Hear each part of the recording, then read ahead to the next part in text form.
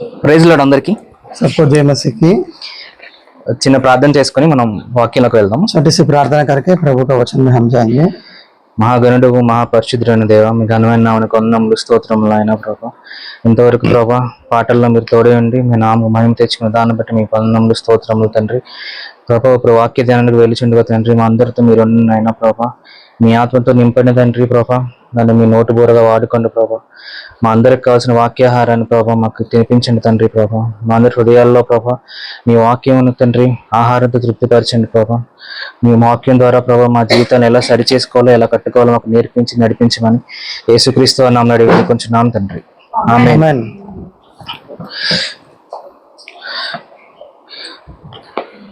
రోమీయులకు రాసిన పత్రిక तो हम खोलेंगे रोमियो का किताब Romans 8:29. 8th chapter 29th verse हम देखेंगे।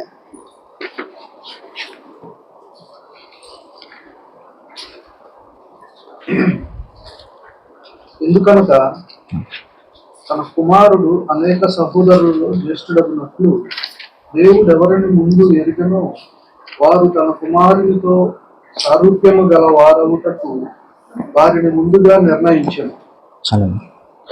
అదే हिंदी में भी पढ़िए सिस्टर। उन्हें उसने पहले से जान लिया है, उन्हें पहले से ठहराया भी है कि उसके पुत्र के स्वरूप में हो, ताकि वह बहुत भाइयों में पहलाता हो। దేవుడు మనల్ని ఎలా పిలుచుకున్నాడు అంటే प्रभु हमें ऐसा बुलाया है कि అనేక మంది సహోదరులలో కలిసి పిలుచుకున్నాడు మనల్ని. तो बहुत सारे मसीह लोग को मिला के वो हम सबको बुलाया है। మనకందరికి ఇండివిజువల్ కాలింగ్ ఉండొచ్చు. हम सबको एक बुलावट हो सकता है। మనల్ని దేవుడు ఎక్కడైనా పట్టుకుని ఎక్కడైనా మారు మనసు కలిగించవచ్చు. तो प्रभु हमें कहाँ भी पकड़ के किसी भी रीति से हमें हमारा अंदर जो परिवर्तन लेके आ सकता है, కానీ మనందరినీ తిరిగి సంఘంలోనే కల్పించాడు. लेकिन हम सबको लेके कलीसिया में लेके आया है। అందుకే ఇక్కడ వాక్యం ఏం చెప్తుందంటే इसलिए वचन क्या बोल रहे हैं कि అనేక సహోదరులు జ్యేష్ఠుడగున్నట్లు ఆ సహోదరులందరినీ ముందుగా నిర్ణయించాడు దేవుడు. तो बहुत सारे मसीह लोग में प्रथम होने के लिए प्रभु ही इसको इच्छा किया है बोल के वचन बोल रही है। క్రిస్టియానిటీలో क्रिश्चियनिटी में క్రైస్తవ సన్యాసులు క్రిస్టియన్ మాంగ్స్ అనేవాళ్ళు లేరు. तो क्रिश्चियन मॉन्क्स बोल के ऐसा लोग नहीं है मसीह का जिंदगी में।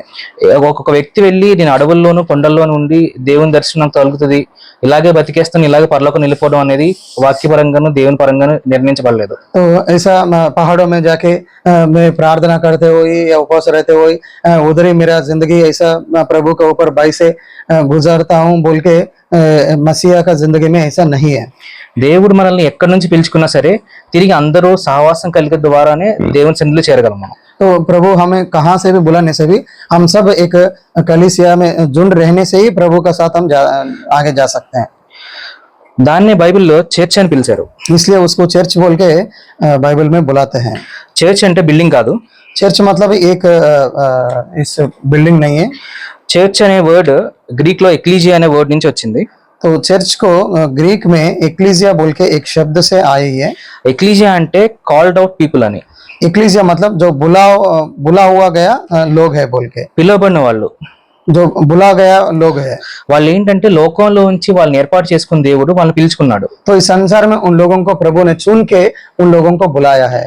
ఎందుకు ఏర్పాటు చేసుకున్నాడు అంటే తన మహిమను వాళ్ళకి చూపించడానికి, వాళ్ళ ద్వారా కనపరచడానికి ఏర్పాటు చేసుకున్నాడు. तो उन लोग को किस लिए बुलाया था कि अपना महिमा उन लोगों के द्वारा दिखाने के लिए उन लोगों को प्रभु ने बुलाया है।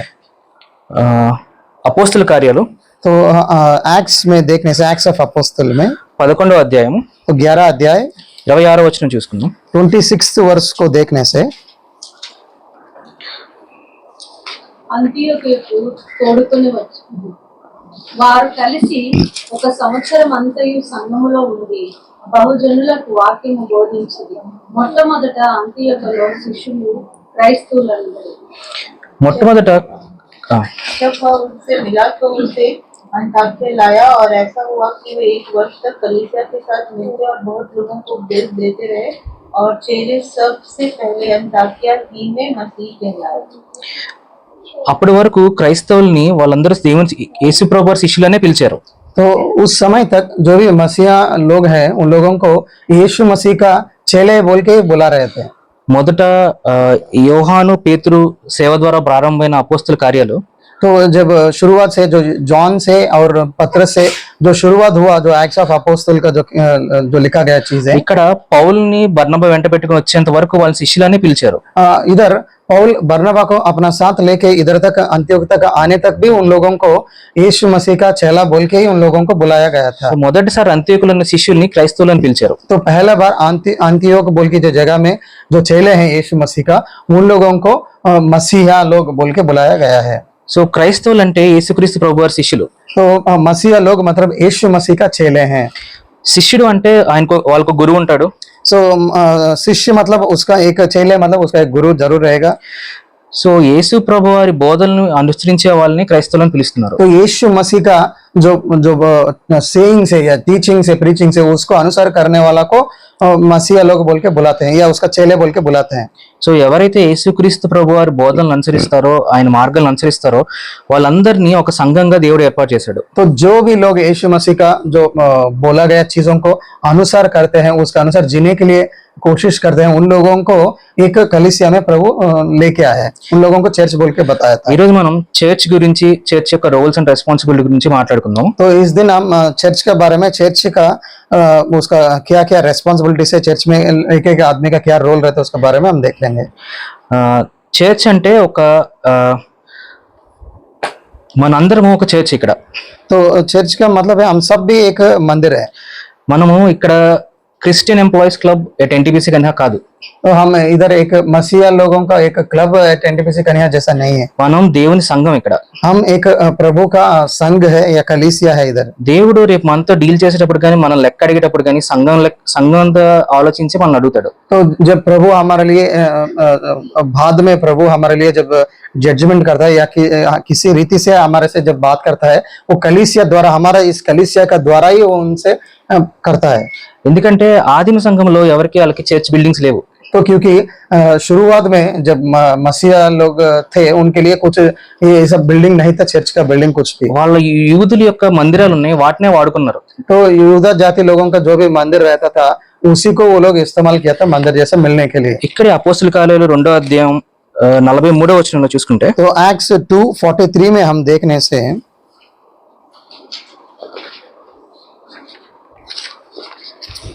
అప్పుడు ప్రతివానికి భయం కలిగెను మరియు అనేక మహత్ కార్యములను సూచక క్రియలను అపోస్తలుల ద్వారా జరిగెను. 46 చదవండి. 46 भी पढ़िए।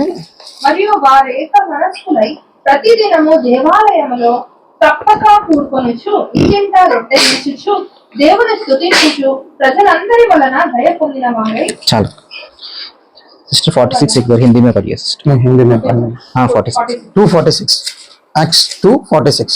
वे प्रतिदिन एक मन होकर मंदिर में इकट्ठे होते थे और घर घर रोटी तोड़ते हुए आनंद और मन की सिधाई से भोजन किया करते थे।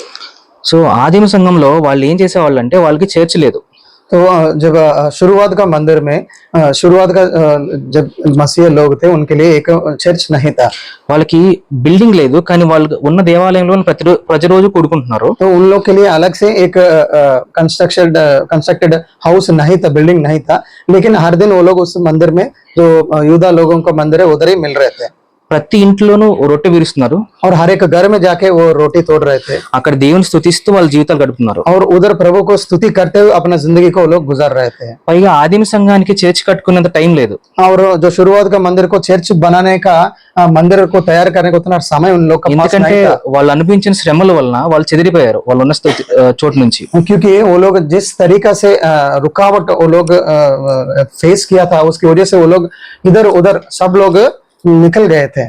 అందుకే పౌలు మాట్లాడుతూ ఏం చెప్తాడు అంటే, इसलिए पौल बात करते हुए क्या बोलता है कि దేవుడు హస్తకృతమైన ఆలయాల్లో నివసించడం అని చెప్తాడు. तो इसलिए अपोस्तल पौल ऐसा बोलता है कि हाथ से बना हुआ मंदिर में प्रभु नहीं रहता बोल के बोलता है। తనను నమ్ముకున్న బిడ్డలు, తను ఏర్పాటు చేసుకున్న బిడ్డలు ఎక్కడుంటే అదే దేవుని సంఘం. तो जो भी उस पर विश्वास रखे जो लोग रहते हैं वो जहां भी रहते हैं वही है प्रभु का कलीसिया, वही चर्च है बोल के बोलता है। సో అలాగే మనం కూడా దేవుని సంఘం ఇక్కడ. ऐसे ही हम भी प्रभु का इधर हम कलीसिया है। మనం మన సంఘాన్ని ఎలా నడిపించుకుంటాం, మన సంఘంలో ఎలా నడుస్తుంది అనేది దేవుడు అబ్జర్వ్ చేస్తూ ఉంటాడు. तो हम हमारा संघ को कैसा ले चल रहा है और हमारा संघ कैसा चल रहा है वो प्रभु देखता रहता है। ప్రకటన గ్రంథంలో వాళ్ళ సంఘాలందరికీ ఎలా లెటర్ రాశాడో చివరిలో మనల్ని కూడా అలాగే దేవుడు అబ్జర్వ్ చేసి మనకు ప్రోగ్రెస్ కార్డ్ కూడా ఇస్తాడు. तो जैसा रेवलेशन में हम देखेंगे कि 7 चर्चेस को कैसा उन लोगों का कार्यों को बारे में प्रभु बताता है, वैसे हम सबको भी प्रभु ऑब्जर्व करते हुए अंत में हमारा का भी प्रोग्रेस प्रभु बोलता है कि हम क्या क्या है बोल के. మొదటి కొరింథీయులకు రాసిన పత్రిక तो पहला कोरिन्थियों का किताब 14:33 14th चैप्टर 13th वर्ष में हम देखने से 33 में हम देखने से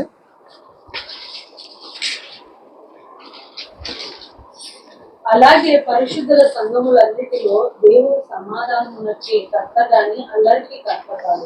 అలాగే 40th లాస్ట్ లైన్ చదవండి. और 40 का वचन भी लास्ट 40.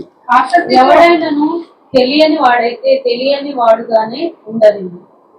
क्योंकि परमेश्वर गड़बड़ी का नहीं परंतु शांति का परमेश्वर है, पर सारी बातें शालीनता और व्यवस्थित रूप से की जाए. 40th వర్స్ లాస్ట్ లైన్ సమస్తమును మర్యాదగాను క్రమంగాను జరగనీయుడు. చాలు. 40 లాస్ట్ వర్స్ उसी अध्याय में 40 last line. First Corinthians 14:40. Last sentence पर सारी बातें शालीनता और व्यवस्थित रूप से की जाए. हाँ, ఇక్కడ పౌలు కొరింథీయులకు ఒక లేఖ రాస్తున్నాడు. तो इधर अपोस्तल पाल कोरिन्थियों का जो कलीसिया है उन लोगों को एक पत्रिका लिख रहा है. సంఘాలని ఎలా నిర్వహించుకోవాలో ఎలా నడిపించుకోవాలో అని చెప్తున్నాడు వాళ్ళకి. तो एक संघ को या कलीसिया को कैसा करके बना के कैसे जाना है बोल के उनका बारे में बोल रहा है. ఫస్ట్ సంఘంలో అల్లరికి చోట్లేదు. तो पहला है कि डिसऑर्डर को पहले कलीसिया में प्लेस नहीं है. రెండోది సమస్తము మర్యాదగాను క్రమంగాను జరగాలి. तो हर सब कुछ अच्छी रीति से और एक क्रम रीति से होना चाहिए बोल के बोला है. పౌలు తన సంఘాలన్నింటిని ఎలాగనే ఏర్పాటు చేసుకుంటూ వెళ్ళాడు. तो अपोस्तल पाल हर एक कलीसिया में ऐसा ही तैयार करके उसको ले चला है. ఇక్కడ వీళ్ళ అల్లరి గురించి అంటుంటే మనం ఏదో అనుకుంటాం కదా, వాళ్ళు ఏదో గొడవలు చేసుకుంటున్నారు అని. तो हम इधर सोच रहे हैं कि डिसऑर्डर मतलब उधर वो लोग अपना अपना बीच में कुछ झगड़ा कर रहे हैं बोल के हम सोच रहे होंगे. కానీ ఇక్కడ పైన పారాగ్రాఫ్ మనం చదివితే लेकिन इसका पहला अध्याय को हम पढ़ने से ఇక్కడ కొరింథీయులకి ఆత్మీయ వరాలు ఉన్నాయి. तो इधर कोरिन्थियों का जो भी मसीह लोग है कोरिन्थ में उन लोगों को आत्मा का गुनगुना है उन लोग का पास. కొంతమందికి భాషలు చెప్పే వరం ఉంది. तो ऐसा गिफ्ट है स्पिरिट का कि उन लोग को भाषाओं में बात करने का गिफ्ट है. కొంతమందికి ప్రవచించే వరం ఉంది. कुछ लोग को प्रवचन देने वाला वर था. అందరూ తమ ఆత్మీయ వరాలని చర్చ్ లో ప్రదర్శించాలని ఉన్నారు. तो सब लोग अपना अपना जो स्पिरिट ऑफ होली स्पिरिट का जो गिफ्ट है वो दिखाना चाहते थे मंदिर में. వాటిని కూడా క్రమంగా జరిపించుకోమని పౌలు చెప్తున్నాడు. लेकिन उन सारे गिफ्ट्स को भी क्रम रीति से आप लोग बना लीजिए बोल के बोलता है. ఆత్మీయ విషయాలనే క్రమంగా నడిపించుకొని పౌలు చెప్పినప్పుడు तो यदि आत्मा का अनुसार का चीजों को एक क्रम रीति से आप करिए बोल के अपोस्तल पाल बोलने से ఈ రోజు మన సంఘాల్లో ఉన్న వాటిని ఇంకెంత బాగా చెప్తుంటాడు పౌలు. तो फिर तो कलीसिया में जो भी असली चीजें हैं उसके लिए जो भी दिखते हैं चीजें हैं उसके लिए और ज्यादा कैसा बोलता है अपोस्तल पाल. ఈ రోజు ఉన్న సంఘాలను పౌలు చూసినప్పుడు ఇంకా కఠినంగా రాస్తుండొచ్చు లేఖను. तो यदि इन दिनों का कलीसिया को देखने से यदि अपोस्तल पाल देखने से और बहुत कठिन रीति से शायद वो लिख सकता था. ఎందుకంటే इसलिए कि సంఘం అనేది దేవుడి దృష్టిలో చాలా విలువైంది. ये कलीसिया प्रभु यीशु मसीह का दृष्टि में बहुत मुमकिन चीज है. ఎఫెసీయులకు రాసిన పత్రిక कीमती चीज है. एफिसियों का जो लिखा गया किताब 5:27 5:27 में देखने से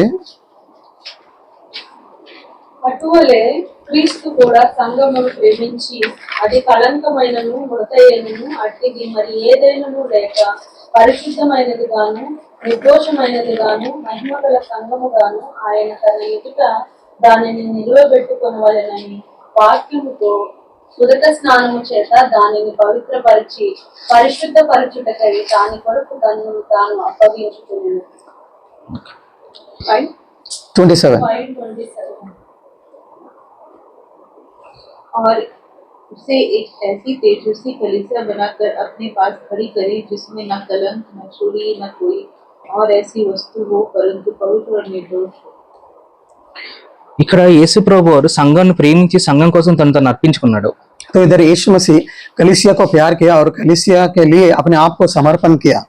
కానీ సంఘం ఏదో కోరదగింది సంఘంలో ఉందని చూసి ప్రేమించలేదు దేవుడు. तो ये कलीसिया मुझे बहुत पसंद है बोल के सोच के प्रभु इसको प्यार नहीं किया. మనము ఆయనకి శత్రువులమై ఉండగానే క్రీస్తు మన కోసం చనిపోయాడు అని వాక్యం చెప్తుంది. यदि हम दुश्मन होते रहने से प्रभु हमें प्यार करके हमारे लिए वो क्रूस पे बलिदान हुआ। మనం క్రీస్తు కోసం ఏమి అవ్వబోతున్నామో చూసి దాన్ని చూసి యేసు ప్రభు మన కోసం చనిపోయాడు. तो हम मसीह यीशु मसीह के लिए हम जो बनेंगे वो देख के यीशु मसीह हमारे लिए मौत हुआ था। సంఘంగా మనం ఏమవుతాము అంటే కలంకము ముడత లేకుండా ఆయన సన్నిధిలో నిలబడతాం. तो एक कलीसिया हम बनने से हम ऐसा हो जाते हैं कि हमारे अंदर ना कोई हम निष्कलंक बन के उसका सामने खड़ा होना। కానీ ఇప్పుడున్న స్థితిలో మనం పాపం స్థితిలోనే ఉన్నాము. लेकिन अभी हम किस स्थिति में कि पाप स्थिति में भी हैं, पाप स्थिति में ही है हम। అలాంటి స్థితిలో మనం చూసి కూడా యేసుక్రీస్తు ప్రభు వారు మన కోసం మరణించాడు. लेकिन इस स्थिति में हमको देख के भी यीशु मसीह हमारे लिए मौत हुआ है। అంత గొప్పది దేవుని ప్రేమ. तो इतना उन्नति है यीशु मसीह का जो प्यार है। సంఘం దేవుని దృష్టిలో అంత ఇంపార్టెంట్, అంత విలువైంది. तो कलीसिया परमेश्वर का दृष्टि में इतना इम्पोर्टेंट है। అలాగే ఎఫెసీలకు రాసిన పత్రిక वैसे ही एफिसियों का किताब में 1:22-23 చదువుకుందాము. 1वीं अध्याय में 22-23 वर्ष में మరియు సమస్తమును ఆయన పాదముల క్రింద ఉంచి సమస్తం పైని ఆయన సంఘమునకు శిరస్సుగా నియమించెను. ఆ సంఘము ఆయన శరీరము, సమస్తమును పూర్తిగా నింపుచున్న వాని సంపూర్ణత అయి ఉన్నది. और सब कुछ उसके पांव तले कर दिया और उसे सब वस्तुओं में शिरोमणि ठहराकर कलीसिया को दे दिया। यह उसकी देह है और उसी की परिपूर्णता है जो सब में सब कुछ पूर्ण करता है। దేవుని వాక్యం ఏం చెప్తుంది అంటే प्रभु का वचन इधर क्या बोल रहा है कि సంఘం అనేది యేసుక్రీస్తు ప్రభు వారి శరీరం. तो इस कलीसिया यीशु मसीह का शरीर है बोल के बोल रहा है। సంఘానికి శిరస్సు హెడ్ యేసుక్రీస్తు ప్రభు వారు. तो इस कलीसिया का सिर है वो यीशु मसीह है। మనం ఏ జాతుల నుంచి ఏ ప్రాంతం నుంచి దేవుడు మనం ఏర్పాటు చేసుకున్నా అందరం ఆయన శరీరం అనే సంఘంలో పాలుభాగస్తున్నాం మనం. तो हम कोई भी जाति से किस जगह से आने से भी हम सब यीशु मसीह का शरीर में हम सब एक भाग है। మనం ఈ లోకంలో ఆయన శరీరం అని చెప్పినప్పుడు हम इस संसार में प्रभु यीशु मसीह का शरीर है बोल के बोलने से ఈ లోకంలో యేసు ప్రభు వారిని నీ ద్వారానే చూస్తుంది లోకం. तो इस संसार को यीशु मसीह को पहचान आपसे ही होती है।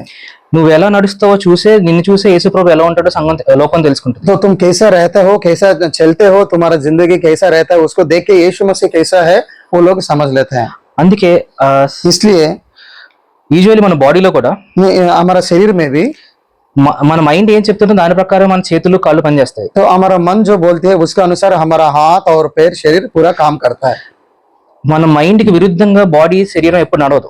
हमारा सोच या हमारा माइंड का विरुद्ध रीति से हमारा शरीर या हमारा अंग काम नहीं करते हैं। అలా నడిచింది అంటే మనకి ఏదో డిసీజ్ ఉందని అర్థం. वैसा कर रहे हैं मतलब हमारा कुछ बीमार है बोल के समझ में आता है। అందుకే యేసు ప్రభు వారు కూడా ఏం చెప్తారు అంటే इसलिए यीशु मसीह क्या बोलता है कि నాకు వేరుగా ఉండి మీరు ఏం చేయలేరు అని చెప్తారు. तो मुझसे दूर होके आप लोग को कुछ भी कर नहीं सकते बोल के प्रभु बोलता है। అందుకే మన శిరస్సు అయిన క్రీస్తు ఏం చెప్పాడో దాని ప్రకారమే మన నడవడిక ఉండాలి. इसलिए हमारा सिर होते हुए यीशु मसीह जो बोला है उसका अनुसार हमारा जिंदगी होना चाहिए।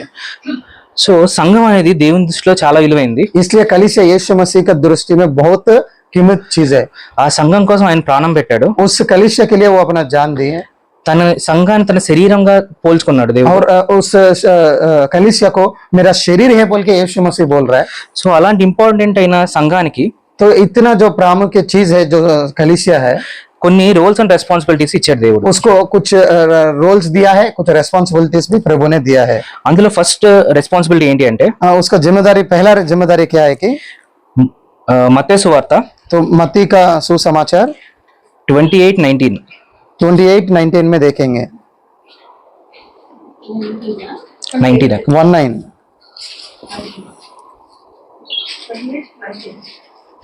కాబట్టి మీరు వెళ్ళి సమస్త జనులను శిష్యులుగా చేయుడి, తండ్రి యొక్కయు కుమారుని యొక్కయు పరిశుద్ధాత్మ యొక్కయు నామంలోనికి వారికి బాప్తిసం ఇచ్చుచు నేను మీకు చాలు చాలు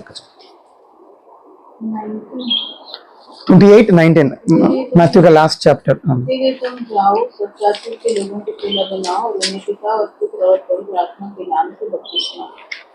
సో మొట్టమొదట యేసు ప్రభు వారు సంఘానికి ఇచ్చిన ఆజ్ఞ ఏంటి అంటే तो पहला आज्ञा जो चर्च को यीशु मसीह ने या रेस्पॉन्सिबिलिटी चर्च को जो दिया है वो क्या है कि మీరు నా శిష్యులు కదా, आप लोग मेरे चेले हैं ना, మీరందరూ లోకంలోకి వెళ్ళి आप सब इस संसार में जाके వాళ్ళందరినీ నాకు శిష్యులుగా చేయమన్నాడు. उन सब लोगों को मेरा चेला बनाओ बोल के प्रभु बोल रहा है। సో సంఘం యొక్క ప్రైమరీ రెస్పాన్సిబిలిటీ ఏంటి అంటే तो जो कलीसिया का जो प्राइमरी रेस्पॉन्सिबिलिटी क्या आता है कि మనం అందరము లోకంలోకి వెళ్ళడానికి మిషనరీస్ ని తయారు చేయాలి. तो इस संसार में जाने वाले का मिशनरीज को हम पैदा करना चाहिए।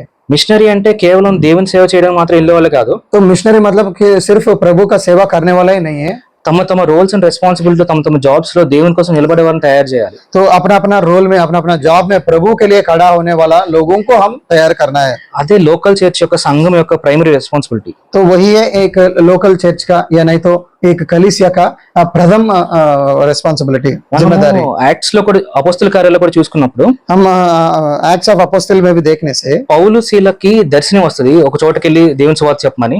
अपोस्टल पौल को साइलस को एक दर्शन मिलता है, वहां जाके प्रभु का सुसमाचार बोलना है बोल के। కానీ వాళ్ళు వెళ్లే ముందు సంఘం అంతా వాళ్ళ కోసం ప్రార్థన చేసి వాళ్ళు తయారు చేస్తుంది. लेकिन वो जाने से पहले कलीसिया पूरा मिलके उनके लिए प्रार्थना करके उसके बाद उसको तैयार करके भेजता है। సో సంఘం అనేది మిషనరీస్ తయారు చేయడానికి సిద్ధంగా ఉండాలి. ఇప్పుడు तो एक कलीसिया मिशनरी लोगों को बनाने के लिए कभी भी तैयार रहना चाहिए। సంఘంలో ఉన్న సంఘంలో ఉన్న వ్యక్తి ప్రతి చోటకు వెళ్ళి అతను యేసుక్రీస్తు రిప్రజెంటేటివ్ గా అక్కడ పనిచేయగలగాలి. तो कलीसिया में जो भी व्यक्ति रहता है वो कहाँ भी जाना है वहां जाके यीशु मसीह का एक रिप्रेजेंटेटिव होके उधर अपना काम करते रहना है। సో శిష్యుల్ని డిసైప్లింగ్ ద నేషన్స్ శిష్యులుగా చేయడం అనేది మొదటి రెస్పాన్సిబిలిటీ. तो पहला चीज है कि लोगों को शिष्य बनाना पहले जिम्मेदारी जो कलीसिया का है। శిష్యుడు అంటే ఎవరో ఇక్కడే 20th verse లో చెప్తాడు ఆయన. तो शिष्य मतलब कौन है, इधर 20वें वचन में बोला है प्रभु ने, मत्ती का 28:20 and teaching them to నేను మీకు ఏ ఏ సంగతులను ఆజ్ఞాపించుదునో వాటినన్నిటినీ గైకొనవలనని వారికి బోధించుడి. ఇదిగో నేను యుగ సమాప్తి వరకు సదాకాలం మీతో కూడా ఉన్నానని వారితో చెప్పాను. और उन्हें सब बातें जो मैंने तुम्हें आज्ञा दी है मानना सिखाओ और देखो मैं जगत के अंत तक सदा तुम्हारे साथ हूं। సో శిష్యుడు అనేవాడు ఏంటి అంటే తన గురువు ఏదైతే ఆజ్ఞాపించాడో వాటిని అనుసరించేవాడు శిష్యుడు. तो शिष्य कौन है कि जो अपना गुरु जो बोलता है उसको अनुसर करने वाला ही शिष्य रहता है। మీరందరూ నన్ను అనుసరించి నా శిష్యులు అయ్యారు కదా. तो आप सब लोग मुझे अनुसरण करके आप मेरे चेले बने हैं ना। అలాగే మీరు లోకంలోకి వెళ్ళి అందరినీ నా శిష్యులుగా చేయమని యేసుప్రభు तो ఆజ్ఞాపించారు. वैसे ही आप लोग इस संसार में जाके सबको मेरा चेला बनाओ बोल के आज्ञा दी है प्रभु। అండ్ సెకండ్ రోల్ ఏంటి అంటే సంఘానికి ఉన్నది और दूसरा जिम्मेदारी क्या है कि कलीसिया का మొదటి తెస్సలోనికి రాసిన పత్రిక पहला थेस्सलोनियंस का किताब 5:11 5:11 में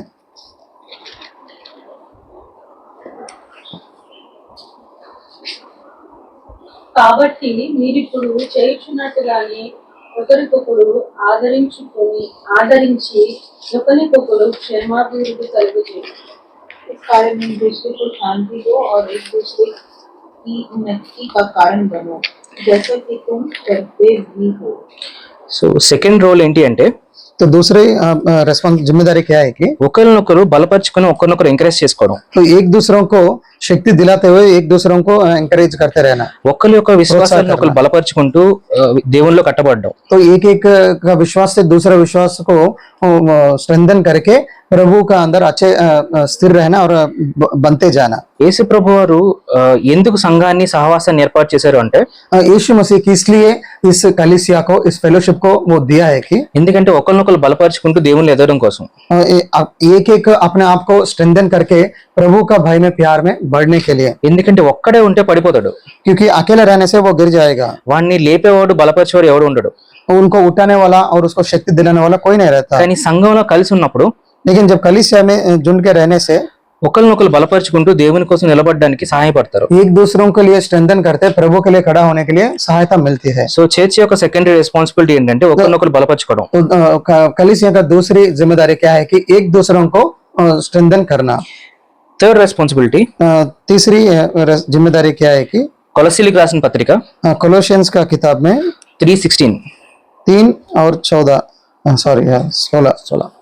సంగీతముతోను కీర్తనతోను ఆత్మ సంబంధమైన పద్యములతోను ఒకరికొకరు బోధించు బుద్ధి చెప్పుచు కృపాసహితముగా మీ హృదయములలో దేవుని గురించి గానము చేయుచు సమస్త విధములైన జ్ఞానంతో క్రీస్తు వాక్యం మీలో సమృద్ధిగా నివసింపనీయుడి।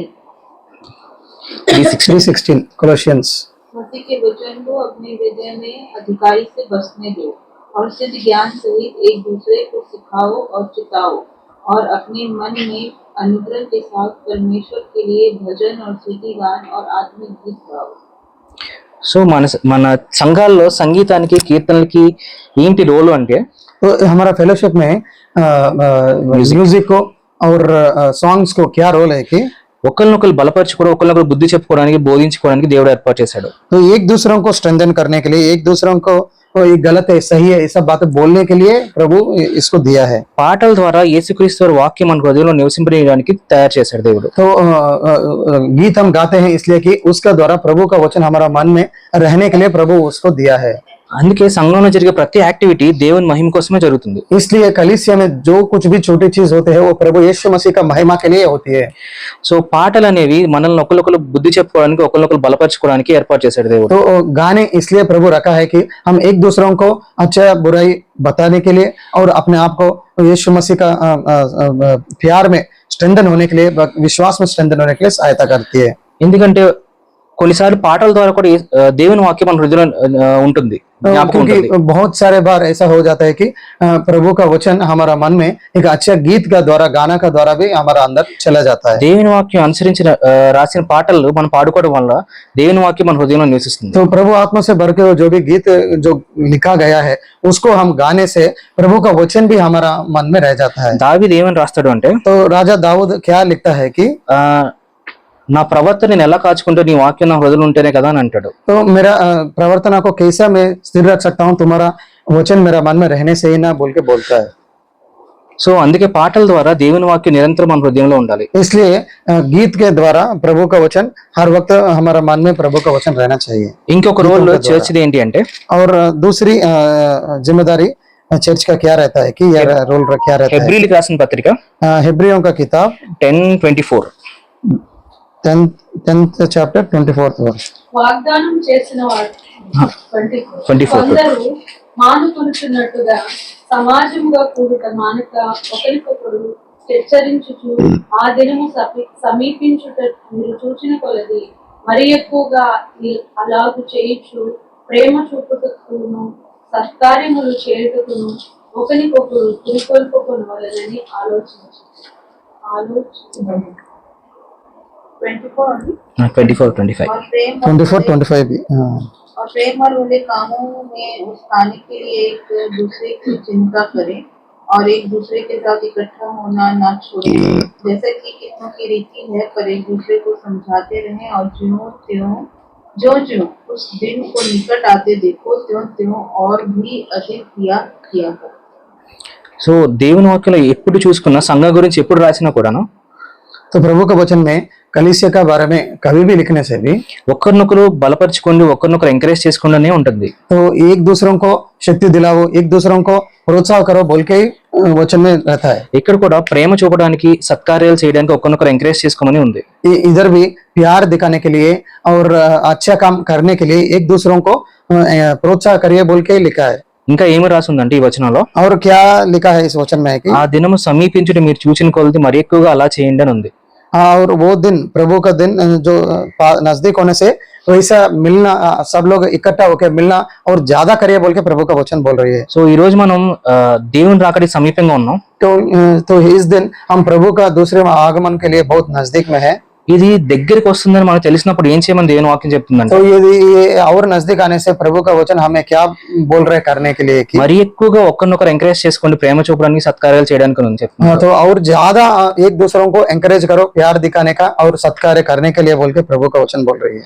సో అలాగ చేసుకుంటూ దేవుని రాకడ కోసం ఎదురు చూడాలని దేవుని వాక్యం చెప్తుంది. तो वैसे हम करते हुए प्रभु का दूसरी आगमन के लिए हम तैयार होकर रहना है बोल के प्रभु का वचन बोल रही है। సో చర్చ్ యొక్క 4 రోల్స్ అండ్ రెస్పాన్సిబిలిటీ మనం చూసాము. तो चर्च का कलीसिया का क्या 4 रोल्स है, जिम्मेदारी है हम देखे हैं। మొదటిది శిష్యులుగా తయారు చేయడం, तो पहला है शिष्यों को, चेलों को बनाना। ఒకరినొకరు బలపరచుకోవడం, दूसरा है एक दूसरों को स्ट्रेंथन करना। పాటల ద్వారా హెచ్చరించుకోవడం, और तीसरे है कि हम गीतों से एक दूसरों को हెచ్చరిక देना।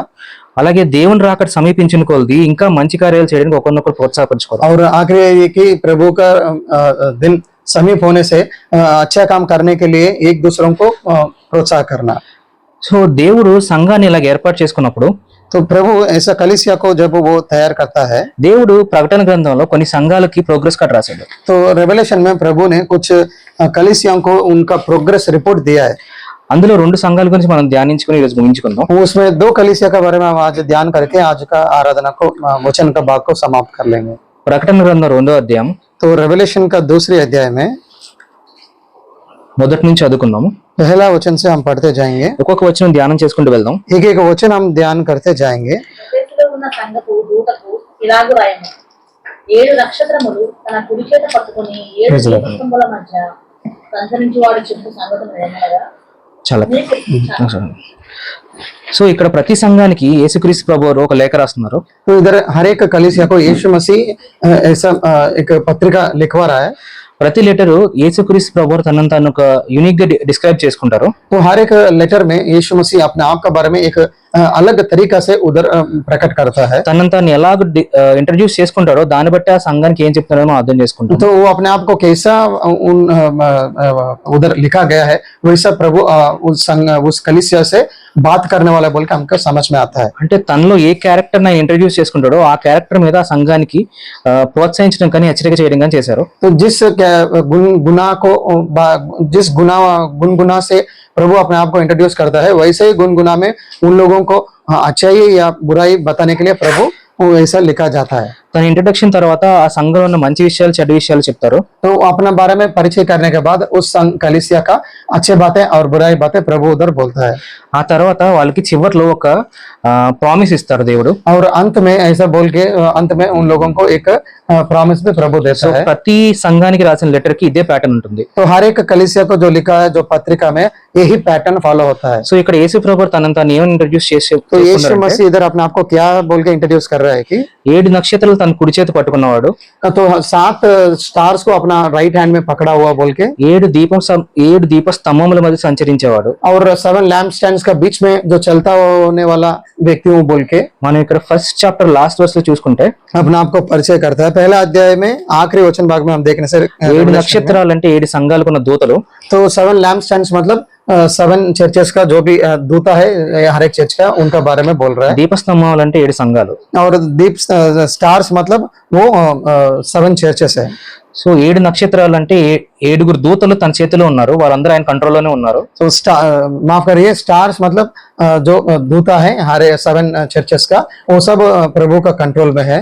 అలాగే దీపస్తంభం మీద సంచరించేవాడు అంటే సంఘాల మధ్య సంచరించేవాడు దేవుడు. तो लैम्प स्टैंड मतलब चर्च है, वो कलीसिया है जो 7 कलीसिया, उन लोगों का बीच में चलने वाला परमेश्वर है यीशु సో मसीह। మన సంఘాల్లో ఏం జరుగుతుందో ఏ కార్యాలు జరుగుతుందో ప్రతిదీ యేసు ప్రభువుకి తెలుసు. तो हमारा कलीसिया में क्या होता है, क्या क्या कार्य हो रहा है, वो सब कुछ यीशु मसीह जानते हैं। సో 2వ వచనం చూసుకున్నట్లయితే, दूसरे वचन में हम देखने से నీ క్రియలు నీ కష్టాన్ని నీ సహనాన్ని నేను ఎరుగుదును. तो तुम्हारा कार्य, तुम्हारा कष्ट, जो भी तुम्हारा पेशेंस, सब कुछ मैं जानता हूँ बोल के प्रभु बोलते हैं। దేవుడు ప్రతి చర్చికి రాసిన దాంట్లో ఇదే మాట అంటాడు, నీ క్రియలు నాకు తెలుసు అని చెప్తాడు. तो प्रभु जिस कलीसिया को वो लिखता है हर कलीसिया में ऐसा ही बात बोलता है कि तुम्हारा दुख तकलीफ क्या है मैं जानता हूँ बोल के बोलता है। నీ క్రియలు నువ్వు ఏ విధంగా పనిచేస్తున్నావో నీ ఆత్మీయ ఫలాలు ఏంటో నాకు తెలుసు అనే చెప్తాడు దేవుడు. तुम्हारा कार्य क्या है, तुम कैसा काम कर रहे हो, तुम्हारा आत्मा का फल क्या है, वो सब मैं जानता हूँ बोल के प्रभु बोल रहा है। సో మన కష్టాలన్నీ ఎవరికి తెలియదు అనుకోవచ్చు మనం, तो हम सोच सकते हैं कि हमारा तकलीफ दुख किसी को पता नहीं बोल के हम सोच सकते కానీ हैं, ప్రతి విషయాన్ని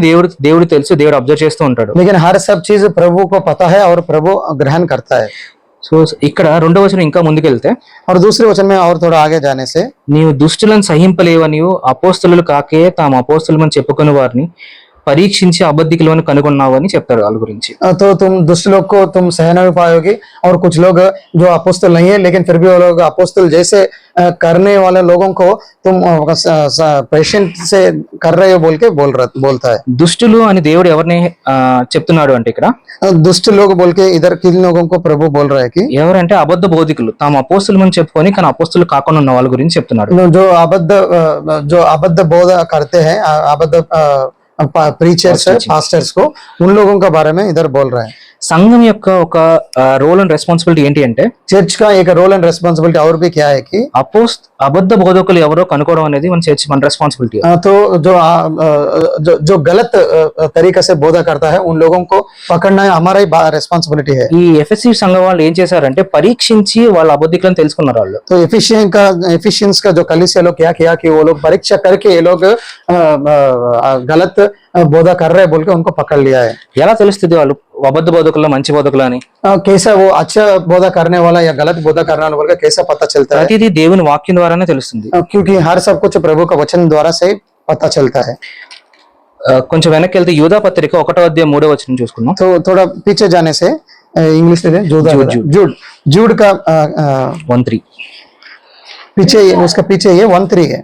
ప్రియులారా మనకందరికి కలిగేడు రక్షణ గురించి మీకు రాయవలెనని విశేషాస్తి గలవాడనై ప్రయత్నపడుచుండగా పరిశుద్ధులకు ఒకసారి అప్పగింపబడిన బోధ నిమిత్తము మీరు పోరాడవలెనని మిమ్మును వేడుకొనుచు మీకు రాయవలసి వచ్చింది. 1:3 जूड 1:3 रेवलेशन का पहला किताब. जब मैं तुम्हें इस उद्धार के विषय में लिखने में अत्यंत परिश्रम से प्रयत्न कर रहा था जिसमें हम सब सहभागी हैं, तो मैंने तुम्हें यह समझाना अवश्य जाना कि उस विश्वास के लिए पूरा यत्न करो जो पवित्र लोगों को एक ही बार सौंपा गया था. సో యూదా పత్రికలో అపోస్తలుని యూదా ఏం రాస్తున్నాడు అంటే, इस जूडा का जो जूड जो लिखा गया पत्रिका में अपोस्तल पॉल क्या बोल रहा है कि పరిశుద్ధులకి ఒక్కసారి అప్పగించబడిన బోధ, వన్స్ ఫర్ ఆల్. तो ये पवित्र लोगों को एक ही बार ये जो बोधा दिया है. ఎందుకంటే దేవుని వాక్యం అనేది రెవల్యూషన్ తర్వాత క్యానన్ అనేది క్లోజ్ అయిపోయింది, దేవుని ప్రత్యక్షత క్లోజ్ అయిపోయింది. तो रेवलेशन का अध्याय के बाद प्रभु का जो प्रत्यक्षता है वो बंद हो गया है. సో ఎంతవరకు అయితే దేవుని యొక్క ప్రత్యక్షత ఇచ్చాడో అదే ఒక్కసారి అనుగ్రహించబడిన బోధ మనకి. तो जितना तक प्रभु यीशु मसीह ने प्रत्यक्षता जो इंसान के लिए दिया है वही बोधा हमें सबको प्राप्त हुआ है. అది మన పరిశుద్ధులకు అప్పగించబడింది, దానికోసం పోరాడాలని యూదా పత్రిక రాస్తున్నాడు. तो पवित्र लोगों को वो दिया गया है, उसके लिए हम हर वक्त प्रयास करते रहना है बोल के यूदा पत्रिका में लिखा ఎందుకంటే है. 4th చాప్టర్ స్టార్టింగ్ లో ఏమని రాసిందంటే, क्योंकि సారీ 4th फोर्थ वर्ष का पहला भाग में क्या लिखा है కొంతమంది कि, భక్తిహీనులు రహస్యంగా దేవుని సంఘంలో చొరబడ్డారు. तो उसमें ऐसे बोलता है कि कुछ भक्तिहीन लोग सीक्रेटली कलीसिया में घुस गए बोल के बोलता है. ఏదైతే దేవుని వాక్యం చెప్తుందో దానికి విరుద్ధమైన బోధలన్నీ నేర్పిస్తున్నారు. तो ये जो भी प्रभु का वचन बोलता है, बोधा बोलता है, उसका विरुद्ध चीजें बहुत वो लोग बोलते रहते हैं. వాటన్నిటి కోసం మీరే పోరాడాలని దేవుని వాక్యం చెప్తుంది. और उन सब चीजों के लिए आप ही लोग लड़ाई करना है बोल के प्रभु का वचन बोल रही है. దేవుని వాక్యంలో అనేక సార్లు మోసపోకండి మోసపోకండి మోసపోకండి అని ఉంటుంది. तो प्रभु का वचन में बहुत बार ऐसा रहता है कि आप do not be deceived, do not be deceived बोल के ऐसा रहता है. మనం మోసపోకుండా ఉండాలి అంటే దేవుని వాక్యం ఏంటో మనకు తెలిసి ఉండాలి. तो हम डिसीव नहीं होना है, तो प्रभु का वचन क्या है कि हमें पता होना चाहिए. అలాగే మొదటి యోహాన్ పత్రిక 4:1 ऐसा ही पहला जॉन का 4वीं अध्याय पहले वचन भाग में हम देखेंगे कि ప్రియులారా అనేకులైన అబద్ధ ప్రవక్తలు లోకంలోనికి బయలువెళ్ళి ఉన్నారు కనుక ప్రతి ఆత్మను నమ్ముట ఆయా ఆత్మలు దేవుని సంబంధమైనవో కావో పరీక్షించుడి. 1 John 4:1 पहला जॉन 4:1.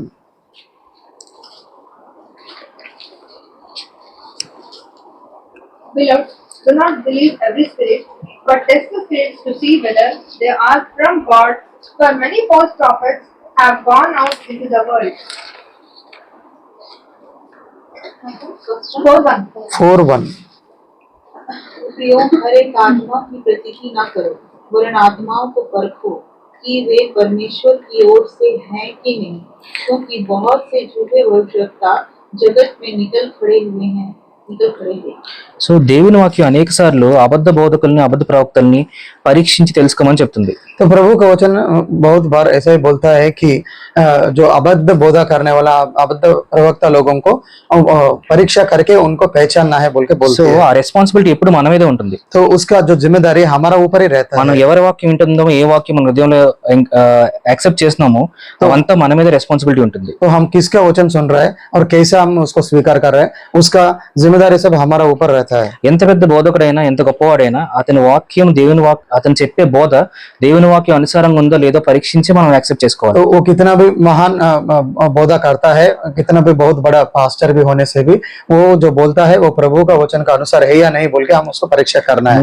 మనం తప్పు బోధ విని దాన్ని అనుసరించిన తర్వాత దేవుని దగ్గరికి వెళ్తే దేవుడు మనకి ఏం హెల్ప్ చేయడు. तो हम गलत बोधा को सुन के और उसको अनुसार करने के बाद हम जब प्रभु यीशु मसीह के पास जाते हैं तो प्रभु हमें स्वीकार नहीं कर सकता.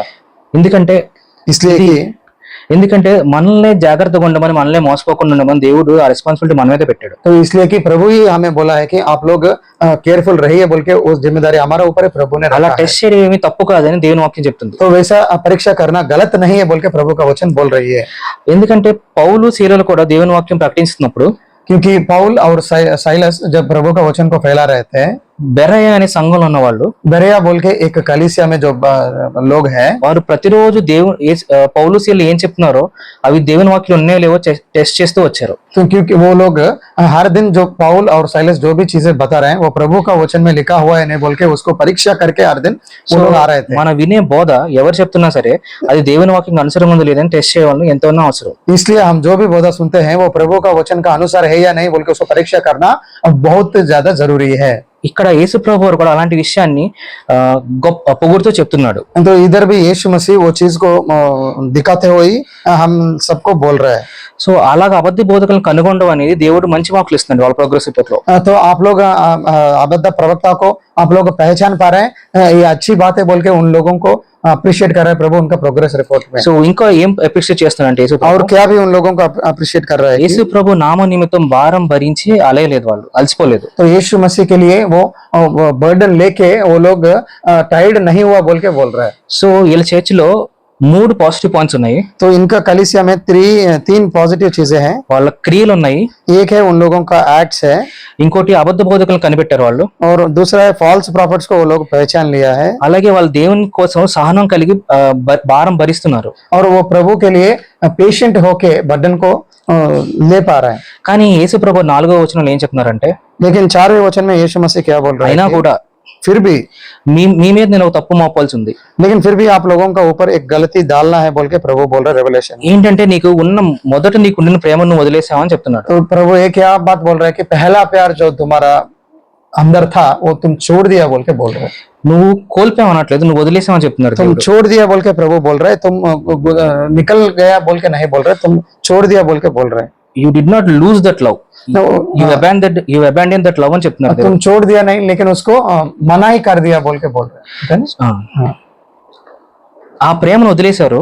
तो वो प्यार को तुम छोड़ दिया, కానీ దేవుడు 5వ వచనంలో ఏం చెప్తున్నాడు అంటే, लेकिन प्रभु 5वें वचन में क्या बोल నువ్వు रहा ఆ है कि స్థితిలోంచి పడిపోయావని చెప్తున్నాడు. तुम उस स्थिति से गिर गया बोल के प्रभु बोल रहा है। ఏంటి మొదటి ప్రేమ?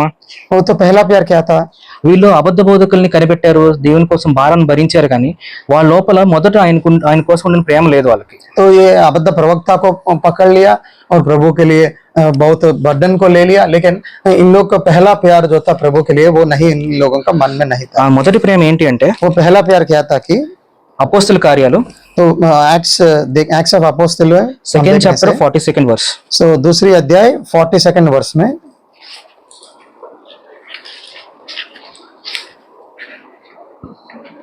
అపోస్తలుల బోధ ఎందును సహవాసం అందును రొట్టె విరుచుట ఎందును ప్రార్థన చేయుట ఎందును 242 they devoted themselves to the apostles' teaching, to the fellowship, to the breaking of bread, and to prayer. अगर प्रेरितों से शिक्षा पाने और उन्नति करने और रोटी तोड़ने और प्रार्थना करने में लौली। సో మొదటి క్రియలు, మొదటి ప్రేమ అంటే ఏంటి అంటే, तो पहला प्यार या पहला एक्ट क्या है कि ఈ 4 ये 4 है। అపోస్తల బోధ, ये अपोस्टल का जो बोधा है, సహవాసం ఫెలోషిప్, ये फेलोशिप है, రొట్టె విరుచుట, रोटी को तोड़ना ప్రార్థన చేయుట. और प्रार्थना करना। మనం ఎంత మెచ్యూర్డ్ అయినా క్రిస్టియన్ స్పిరిచువల్ గా, हम कितना भी मेच्योर होने से आत्मीय जीवन में, దేవుడు మనల్ని ఆత్మీయ స్థితిలో ఎంత ఉన్నత స్థితికి తీసుకెళ్ళినా కూడా हमारा आत्मीय जीवन में हम कितना भी उन्नति स्थिति में हम पहुंचने से भी, మొదట ఉండిన ప్రేమని, మొదట ఉండే కార్యాలను ఎప్పుడు విడిచిపెట్టడానికి లేదు. तो पहला जो चीजें हैं, पहला जो कार्य है उसको हम कभी छोड़ना नहीं है। దేవుని బోధకి, प्रभु का जो बोधा है పరిశుద్ధుల సహవాసానికి, और पवित्र लोगों का सहवास को, రొట్టె విరచడానికి, और रोटी तोड़ने को, ప్రార్థన చేయడానికి, और प्रार्थना करने को, వాటిని ఎప్పుడు మనము అవుట్ గ్రో అయిపోం, వాటికంటే బియాండ్ మనం ఎప్పుడు వెళ్ళిపోం, మనకు అవసరం లేనంతగా ఎప్పుడు ఎదిగిపోం మనం. तो उन सब छोड़ के हम बेहतर कभी भी बन नहीं सकते हैं। పైగా ఇది మొదటి క్రియలు అంటున్నాడు, కానీ దేవుడు వీటిని పై స్థితిలో ఉంచాడు, అక్కడ నుంచి పడిపోయామంటున్నాడు. इसको पहला कार्य है बोल के बोल रहे हैं, लेकिन ये भी बोल रहे हैं कि वहां से हम गिर चुके हैं बोल के भी बोल रहे हैं। యూజువల్లీ ఫస్ట్ కార్యాలు అంటే ఫౌండేషన్ లా ఉండాలి. हम साधारण रीति से हम देखने से पहला कार्य मतलब वो एक फाउंडेशन जैसा रहना चाहिए, కానీ గాడ్స్ వ్యూలో ఫస్ట్ మొదటి క్రియలు అనేవి పై స్థితిలో ఉన్నాయి. लेकिन यही जो पहला चीजें हैं प्रभु का सोच में वो सबसे उन्नति का स्थिति में है बोल के हम మనం सोच వాటిని पा रहे हैं। విడిచిపెడితే అక్కడ పడిపోయామని దేవుడు చెప్తున్నాడు. तो वो एक चीज को हम छोड़ने से वहां से हम गिर गए बोल के प्रभु बोल रहा है। సో మనం ఎంత ఎత్తుగా ఎదిగినా కూడా तो हम कितना भी ऊंचाई पहुंचने से भी దేవునిలో ఉన్న మొదటి కార్యాలను ఎప్పుడు విడిచిపెట్టకూడదు. तो प्रभु में जो पहला चीजें हैं उसको हम कभी नहीं छोड़ना चाहिए। ఎందుకంటే దేవుని సిలువకి దేవుని సహవాసానికి ఎప్పుడు మనం అవుట్ గ్రో అయిపోం. మనం और प्रभु का क्रूस को या प्रभु का साथ जो सहवास में रहना उससे भी बेहतर हम कभी भी बन नहीं सकते हैं। మనం ఎంత గొప్పగా మెచ్యూర్డ్ అయిపోయిన ఎంత బైబిల్ జ్ఞానం మనకు వచ్చేసినా కూడా हम कितना भी मेच्योर होके कितना भी वचन का ज्ञान भी हम प्राप्त होने से भी వీటిని వదిలిపెడితే దేవుడు నువ్వు పడిపోయావనే అంటాడు. ये सब चीज आप छोड़ने से तुम गिरा हुआ बोल के ये प्रभु का वचन అది बोल रहा है। దేవుని దృష్టిలో ఎంత ఘోరమైన తప్పిదం అంటే ये प्रभु का दृश्य में कितना भयंकर पाप है कि ఇక్కడ 5వ వచనం చివరిలో ఏం చెప్తున్నాడంటే, ये इधर रेवलेशन 2 अध्याय में 5 वचन में क्या बोल रहे हैं నువ్వు कि వాటిని మళ్ళీ చేయకపోతే నీ దగ్గర ఉన్న దీపస్తంభాన్ని తీసేస్తా అని చెప్తాను. तो ऐसा बोल रहा है कि तुम वो चीज नहीं फिर से नहीं करने से तुम्हारा पास जो भी कलीसिया है उसको निकाल दूंगा बोल के बोल रहा है। ఈ 7 సంఘంలో ఈ ఒక్క సంఘానికి దేవుడు హెచ్చరికిస్తాడు. तो ये 7 कलीसिया में एक ही कलीसिया को ऐसा एक హెచ్చరిక करता है प्रभु। నీ చర్చ్ లో ఉన్న నా ప్రెజెన్స్ ని తీసేస్తాను అని చెప్పిన ఒకే ఒక్క సంఘం ఈ సంఘం. तुम्हारा मंदिर में जो मेरा सनिधि है उसको निकालता हूँ बोल के एक ही कलीसिया को जो बोला है यही एक कलीसिया है। దేవుని దృష్టిలో ఈ మొదటి ప్రేమ అనేది ఎంత వాల్యుబుల్ అనేది దీన్ని బట్టి మనకు తెలుస్తుంది. तो इसलिए प्रभु का दृश्य में पहला प्यार कितना कीमती चीज है हम ग्रहण कर सकते हैं। సో వాటిని జ్ఞాపకం చేసుకుని ఆ మొదటి క్రియలు చేయమని దేవుడు చెప్తున్నాడు. इसलिए उसको ग्रहण करके वो पहला कार्य है उसको करते रहो बोल के प्रभु बोल रहा है। మారు మనసు పొంది ఆ మొదటి క్రియలు చేయమని చెప్తున్నాడు. तो मन को बदला के वो पहला कार्य को करो बोल के बोल रहा है। మారు మనసు అంటే కేవలం మనం చేసిన దాన్ని సారీ ఫీల్ అవడం కాదు. तो मन को बदलाना मतलब हम जो गलत काम किया उसके लिए माफी मांगना ही नहीं है, తిరిగి మన ప్రవర్తన మారిపోవాలి, మన క్రియలు మారిపోవాలి. और उसके बाद हमारा अंदर परिवर्तन आना है, हमारा जो कार्य करते हैं वो सब बदलना चाहिए। సో యేసు ప్రభువు ఇక్కడ అదే చెప్తారు, ఆ మొదటి క్రియలు చేయమని చెప్తున్నారు. वही चीज यीशु मसीह इधर बोल रहा है पहला कार्य करना है बोल के। ఇంత గొప్ప హెచ్చరిక ఇచ్చిన తర్వాత, నా సంఘాన్ని దగ్గర నుంచి తీసేస్తానని చెప్పిన తర్వాత, इतना बड़ा हेचरिका उनको देने के बाद मेरा कलीसिया को तुम्हारे से हटा देता हूँ बोल के भी बोलने के बाद వాళ్ళు డిసప్పాయింట్ అయిపోతారేమో అని वो लोग बहुत नाराज हो जाते हैं, डिसअपॉइंट हो जाते हैं बोल के। సో వాళ్ళలో ఉన్న ఇంకొక మంచి విషయాన్ని కూడా చెప్తున్నాడు उन దేవుడు. लोग का अंदर जो भी अच्छा बात है वो भी प्रभु इधर बोल रहे हैं। 6వ వచనంలో నికోలాయితుల క్రియలను నీవు ద్వేషించడం నేను కూడా వాటిని ద్వేషిస్తున్నానని చెప్తున్నాడు. और 6वीं वचन में निकोलाइट का चीजों को तुम असह्य करते हो, उसको द्वेष करते हो, मैं भी उसको द्वेष करता हूँ बोल के प्रभु बोल रहे हैं। ఈ నికోలాయితులు అంటే ఎవరో మనకు బైబిల్లో निकोलाइट రాయబడలేదు. मतलब कौन है बोल के बाइबल में तो लिखा नहीं है, కానీ చర్చ్ ట్రెడిషన్ ప్రకారం, చర్చ్ హిస్టరీ ప్రకారం तो चर्च का जो हिस्ट्री का रूप से ఈ నికోలాయితులు అంటే ఎవరు అంటే, निकोलाइट मतलब कौन है कि అపోస్తుల కార్యాల్లో ఒక 7 ఏర్పాటు చేసుకుంటారు రొట్టె పంచి పెట్టడానికి. तो अपोस्तल का प्रेरितों का किताब में हम देखेंगे कि 7 लोगों को वो लोग रखते हैं कि वो लोग रोटी तोड़ने के लिए। వాళ్ళలో ఒకరు నికోలస్ అని ఆయన. उसमें एक बंदा है निकोलस, అతను దేవునికి విరుద్ధంగా వెళ్ళిపోయి దేవుని దూరం అయిపోయి వేరే ఒక సెక్ట్ ని ఫామ్ చేసుకున్నాడు, వాళ్ళు నికోలాయితులు. तो वो निकोलस प्रभु से दूर हटके वो जाके अपने के लिए एक सेट को फॉर्म किया, उसी का अनुसार करने वालों को निकोलाइट्स बोल के बोलते हैं। వీళ్ళ క్యారెక్టర్ ఏంటి అంటే, इन लोगों का गुनगुना क्या है कि వాళ్ళకి అన్రిస్ట్రైన్ లైఫ్, అంటే ఎటువంటి అడ్డు అదుపు లేని జీవితం వాళ్ళది. तो उन लोगों को ऐसा वो लोग जीने के लिए बोला जाता है कि कुछ भी रुकावट या किस प्रकार का हर तरीका का वो लोग जी सकते हैं, कोई भी रुकावट नहीं उन लोग को जीने का तरीका। వాళ్ళు తినేదానికి ప్రవర్తించేదానికి దేనికి అడ్డు అదుపు లేకుండా वो ప్రవర్తిస్తారు. जो भी खाते हैं जिस प्रकार का प्रवर्तन करते हैं उसके कोई भी एक रूल या रेस्ट्रिक्शन नियम नहीं है बोल के वैसे जी सकते हैं। అలాంటి వాళ్ళని దేవుడు కూడా ద్వేషిస్తున్నాడు. वैसे लोगों को प्रभु भी द्वेष कर रहा है। ప్రేమ అయి ఉన్న దేవుడు, प्यार होते हुए परमेश्वर, ఆయనే ఒకళ్ళ మంది క్రియలను ద్వేషిస్తున్నాడు అంటే వాళ్ళ క్రియలు ఎంత అసహ్యమైన ఆలోచించింది. तो वही खुद कुछ लोगों को द्वेष कर रहा है कुछ लोगों का एक्ट्स के हिसाब से, तो वो उनका कार्य क्रिया जो है वो कितना द्वेष मतलब असह्य है बोल के हम सोचना चाहिए। సో దేవుని సంఘాన్ని పాడు చేసే వాటిని, దేవుడి సంఘానికి వ్యతిరేకంగా ఉన్న క్రియల్ని మనం ద్వేషించుకుంటే దేవుడు మనల్ని కొట్టాడు. तो प्रभु का कलीसिया का विरुद्ध जो कार्य करने वालों को या करने का चीजों को हम द्वेष करने से प्रभु हमें कभी उनका हाथ से हमें छोड़ता नहीं है और हमें गिराता भी नहीं है। 7వ వచనం చూసుకుంటే, और 7वें वचन हम देखने से చెవి గలవాడు ఆత్మ సంఘములతో చెప్పుచున్న మాట వినును గాక అని రాశాడు. जिसका कान है आत्मा जो बात बोल रहे हैं वो सुनना है बोल के बोल रहे हैं। ఇది కేవలం ఎఫెసీ సున్నత సంఘానికి బోల్తో మాత్రమే కాదు, సంఘములతో చెప్పుచున్న మాట అని ఉంది దేవుని వాక్యం. ये सिर्फ एफिसी कलीसिया को के लिए बात नहीं है, हर कलीसिया के लिए बात है बोल के, इसलिए प्रभु का वचन में ऐसा है कि प्रभु का कलीसियों से बात कर रहे बोल के उधर है।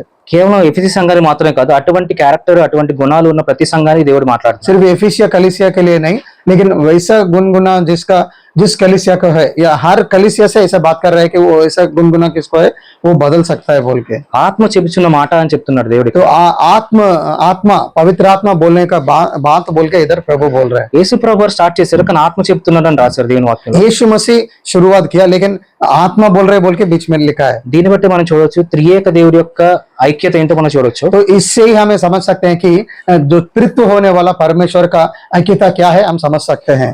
7వ వచనం ఇంకా ముందుకెళ్తే, 7वें वचन में हम और आगे बढ़ने से, జయించువానికి దేవుని పరదేశంలో జీవవృక్ష ఫలం భుజింపనిత్తును అని చెప్పారు. और वो कोई भी जीत प्राप्त करेगा उसको स्वर्ग राज में जो जीव वृक्ष फल है उसमें फ्रूट्स को खाने के लिए मैं देता हूँ बोल के प्रभु बोल रहा है। ఏం జయిస్తాడు వీడు? और क्या जीत प्राप्त करेगा ये? ఏవైతే ఈ మొదటి క్రియలను విడిచిపెట్టాడో వాటిని తిరిగి చేసేవాడిని జయించేవాడని దేవుడు పిలుస్తున్నాడు. तो जो पहला क्रिय है या पहला प्यार जिसको छोड़ के आ गया उसको फिर से करने से वो है वो जीत प्राप्त करने वाला बोल के प्रभु इधर बोल रहा है। వాళ్ళకి దేవుడు ఒక బహుమానం ఇస్తానని చెప్పాడు. उन लोगों को प्रभु एक गिफ्ट भी देता हूँ बोल के बोल रहा ఏవైతే జీవవృక్ష ఫలాలు ఉన్నాయో, है। वो जो भी फ्रूट्स ऑफ लाइफ जो भी है, ఏవైతే ఈడెన్ గార్డెన్ లో మనకి దొరకకుండా వెళ్ళిపోయినాయో, जो भी एडन का जो गार्डन में था वो हमारे से जो खो गया है, అవన్నీ ఇప్పుడు దేవుని పరదేశంలో ఉన్నాయి. వాటిని తినడానికి మనకు అవకాశం ఇస్తాడు దేవుడు. और ये सब अभी प्रभु का पैराडाइज में है और उसको खाने के लिए प्रभु हमें मौका देता है बोल के प्रभु बोल रहा ఇవన్నీ ఎప్పుడు వస్తాయంటే మనకున్న పాత స్థితిని జయించినప్పుడు. है। ये सब हमें कब प्राप्त होता है कि हमारा जो पुराना स्थिति से हम जीत प्राप्त करने से हमें प्राप्त మనం होता है। మొదటి క్రియలను వదిలిపెట్టకుండా, మొదటి ప్రేమ వదిలిపెట్టకుండా దేవుని సన్నిధిలో ఉన్నప్పుడు, जब हम पहला प्यार को और पहला कार्यों को ना छोड़ के प्रभु का सन्निधि में स्थिर रहने से ये प्राप्त होता है। మనం రెండో సంఘం గురించి చూసుకుందాము. और दूसरे कलीसिया के बारे में हम देखेंगे। స్మరణలో ఉన్న సంఘాన్ని గురించి రాస్తున్నాడు దేవుడు. स्मरणा में जो कलीसिया है उसका बारे में प्रभु लिख रहा है। ఇదొక్క సంఘమే దేవుడు అన్ని మంచి పాజిటివ్ విషయాలు చెప్పింది ఇదొక్క సంఘం గురించే. हर सब पॉजिटिव चीज बोला गया, एक ही कलीसिया है, यही कलीसिया है। వీళ్ళలో దేవుడికి ఏ లోపం కనబడలేదు. इनमें से प्रभु को कुछ भी कीमती कमजोरी नहीं दिखा है। 9వ వచనం చూసుకుందాం. तो 9वें वचन हम देखेंगे। నీ శ్రమను నీ దరిద్రతను నేను ఎరుగుదును, కానీ నువ్వు ధనవంతుడివే అని చెప్తున్నాడు దేవుడు. तुम्हारा दुख, तुम्हारा तकलीफ, तुम्हारा पॉवर्टी मैं पता हूँ, लेकिन फिर भी तुम धनी को बोल के प्रभु बोल रहे हैं। స్మిర్న అనే ఒక సిటీ అనేది చాలా రిచెస్ట్ సిటీ. स्मिरना बोल के जो सिटी है, वो शहर है, वो बहुत धनिक शहर है। కానీ అక్కడున్న సంఘపు వాళ్ళందరూ लेकिन उधर जो कलीसिया लोग है, వాళ్ళందరూ దేవుని నమ్ముకోవడం వలన వాళ్ళకున్న ఉద్యోగాలు, వాళ్ళకున్న ఆస్తులన్నీ కోల్పోయారు. लेकिन वो सब लोग प्रभु यीशु मसीह पर विश्वास रहने की वजह से उनका जो नौकरी है, उनका जो प्रॉपर्टी है, सब वो लोग खो गए थे। వాళ్ళు కేవలం బేదలు కాదు, దరిద్రత అట్టర్ పోవర్టీలో ఉన్నారు వాళ్ళు. लेकिन वो सिर्फ पॉवर्टी नहीं है, बहुत अट्टर पॉवर्टी में, बहुत गिरा हुआ पॉवर्टी में वो लोग हैं। అయినా కూడా నువ్వు ధనవంతుడివే అని చెప్తున్నాడు फिर దేవుడు. भी लेकिन प्रभु उन लोगों को आप लोग धनी के बोल के उनको एनकरेज कर रहा है, ఎందుకంటే యేసుక్రీస్తుని కలిగి ఉన్నారు కాబట్టి వాళ్ళు ఎన్ని కోల్పోయినా వాళ్ళు ధనవంతులే. क्योंकि वो लोग यीशु मसीह उनका साथ है, इसलिए वो लोग कुछ भी खो जाने से भी वो लोग धनी की बोल के प्रभु बोल रहे हैं। ఇంకా ముందుకు వెళ్తే और भी आगे जाने से వీళ్ళు యూదుల ద్వారా దోషాన్ని పొందుకుంటున్నారు. तो ये దోషాలు కలుగుతున్నాయి వీళ్ళకి. यूदा जाति से के लोगों की वजह से इन लोगों को बहुत दूषणा मिल रही है। వాళ్ళంత దరిద్రతలు అని శ్రమలు ఉన్నప్పుడు ఎవరైతే తమవారై ఉన్నారో వాళ్ళ ద్వారా ఎంతో కొంత ఎంకరేజ్మెంట్ రావాలి వాళ్ళకి. लेकिन वो इतना दरिद्रता में, इतना पॉवर्टी में, इतना दुख तकलीफ में वो लोग रहने से अपना लोगों से उनको थोड़ा प्रोत्साहन मिलना चाहिए, लेकिन विरुद्ध रीति से उन लोग से दूषणा मिल रही है। వాళ్ళ ద్వారా కూడా దూషణ కలుగుతుంది. उन लोग की वजह से भी इन लोगों को दूषणा प्राप्त हो నేను रही है। మొదటి చదివినప్పుడు मैं पहला जब इसको पढ़ने से నెక్స్ట్ వచ్చే లైన్ దేవుడు ఆదరించి మీకు ఏటి నుంచి విడుదల కలిగిస్తారని రాస్తారేమో అనుకున్నారు. मैं सोचा कि प्रभु इन लोगों को, इन सब चीजों से तुम्हें आदरण प्राप्त करते, उनसे तुम बाहर लेके आएगा बोल के, लेके आएगा बोल के मैं सोचा था। కానీ దేవుడు ఏం చెప్తున్నాడు అంటే, लेकिन प्रभु क्या बोल रहा है कि నీవు పొందబోయే శ్రమలకు భయపడకని చెప్తున్నాడు. तुम जो श्रम तुम्हें प्राप्त होगा उसके लिए तुम डरना नहीं है बोल के बोल रहा అంతకంటే ఏం చెప్తున్నాడు అంటే, है। और भी उससे ज्यादा क्या बोल रहा है कि, మీరు శోధించబడేలాగా అపవాది మీలో కొందరిని చెరసాలలో వేస్తారని చెప్తున్నాడు. और ये भी बोलता है कि आपको और ज्यादा तकलीफ आने के लिए कुछ लोगों को चरसाला में भी अपवादी लेके जाके डाल देगा भी बोल के बोलता ఈ है। రెండు చాలా ఉన్నట్లు ये दोनों कम नहीं हुआ बोल के, మరణం వరకు నమ్మకంగా ఉండని చెప్తాడు. और मौत तक मेरे लिए तुम विश्वास रहना, स्थिर रहना बोल के भी बोलता है। ఇంకొక ట్రాన్స్లేషన్ ఏముంటది అంటే, మరణం వచ్చినా కూడా నాకు నమ్మకంగా ఉండని ఉంటది. और दूसरा ट्रांसलेशन में ऐसा रहता है कि मौत आने से भी मेरे लिए तुम फेथफुल रहना बोल के प्रभु बोलता है। కొన్ని సంఘాలని కొంతమంది విశ్వాసుల జీవితాలని దేవుడు ఎప్పుడు తన మహిమ కోసం ఏర్పాటు చేసుకుంటాడు. कुछ कलीसिया को, कुछ विश्वासी लोगों को प्रभु अपना महिमा के लिए उन लोगों को वो तैयार करता है। యోబు జీవితం కూడా, जोब का जिंदगी में भी యోబు జీవితం వెనకాల సాతాను ఇంత చేసాడని మనకు తెలుసు కానీ యోబుకు తెలియదు. जोब का जिंदगी में इतना किया बोल के, सातान इतना किया बोल के हमें पता है, लेकिन जोब को तो पता नहीं था। కానీ అలా స్థితిలో కూడా యోబు నమ్మకంగా ఉన్నాడు దేవుడికి. लेकिन वैसे स्थिति में भी जोब प्रभु पर अपना विश्वास में स्थिर रहा था। ఇక్కడ స్మిర్నలో సంఘానికి దేవుడిచ్చే ఆదరణ ఏంటి అంటే, तो स्मिरना में जो कलीसिया में प्रभु क्या आदरण दे रहा है మీరు ఇన్ని శ్రమల్లో కూడా నమ్మకంగా ఉంటే कि इतना तकलीफों में भी तुम फेथफुल रहने से నేను మీకు జీవ కిరీటం ఇస్తానని मैं చెప్తున్నాను. तुम लोगों को जीव मुकुट प्राप्त करवाता हूँ बोल के प्रभु बोल रहे हैं। మనందరి జీవితాల్లో సంఘాలకి శ్రమలు ఎందుకు వస్తాయి అంటే, हम इस कलीसिया में जितने सारे लोग हैं, सब लोगों का जिंदगी में तकलीफों क्यों आता है कि మన విశ్వాసాన్ని దేవుడు పరీక్షించి దాన్ని పరిశుద్ధపరచడం కోసం. हमारा विश्वास को परीक्षा करके उसको पवित्रता में और पवित्र करने के लिए। ఇక్కడ మనం ఉన్న స్థితి కూడా ఒక గోల్డ్ ఫర్నెస్ లాంటిది. हाँ, और हम इधर जिस स्थिति में हम रहते हैं, ये एक सोना का फर्नेस जैसा ही है। మనలో ఉన్న ఏవైతే మాలిన్యం అని తీసేసి దేవుడు సువర్ణంగా తయారు చేయడానికి మనల్ని ఇక్కడ పెట్టాడు. तो हमारा अंदर जो भी मालिन्यता है वो सब पूरा निकाल के हम पवित्र करने के लिए प्रभु हमें इधर रखा ఈ है। స్థితిలో నమ్మకంగా ఉంటే జీవ కిరీటం ఇస్తానని దేవుడు చెప్తున్నాడు. इस स्थिति में हम फेथफुल रहने से जीव मुकुट हमें प्राप्त होता है। మొదటి పేతురు పత్రిక 1:7 చదువుకుందాం. पहला पत्रस 1:7 हम देखने से 1:7 నశించిపోవు సువర్ణము అగ్ని పరీక్ష వలన శుద్ధపరచబడుతున్నది కదా, దానికంటే అమూల్యమైన మీ విశ్వాసము ఈ శోధనల చేత పరీక్షకు నిలిచినదై యేసుక్రీస్తు ప్రత్యక్షమైనప్పుడు మీకు మెప్పును మహిమయు ఘనతయు కలుగుటకు కారణమగును। और यह इसलिए है कि तुम्हारा परखा हुआ विश्वास, जो आग से ताए हुए नाशमान सोने से भी कहीं अधिक बहुमूल्य है, यीशु मसीह के प्रकट होने पर प्रशंसा और महिमा और आदर का कारण है।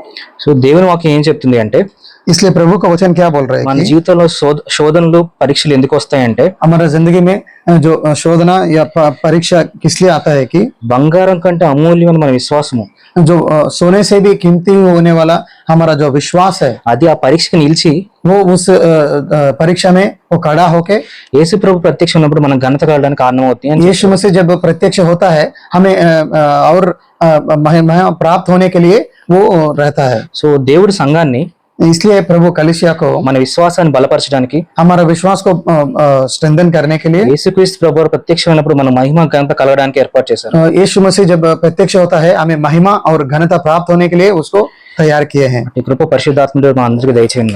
वैसे ग्रेस हम सबको पवित्र आत्मा दे। Praise Lord. Praise the Lord. Amen. Amen. प्रभु इस वचन को हमारा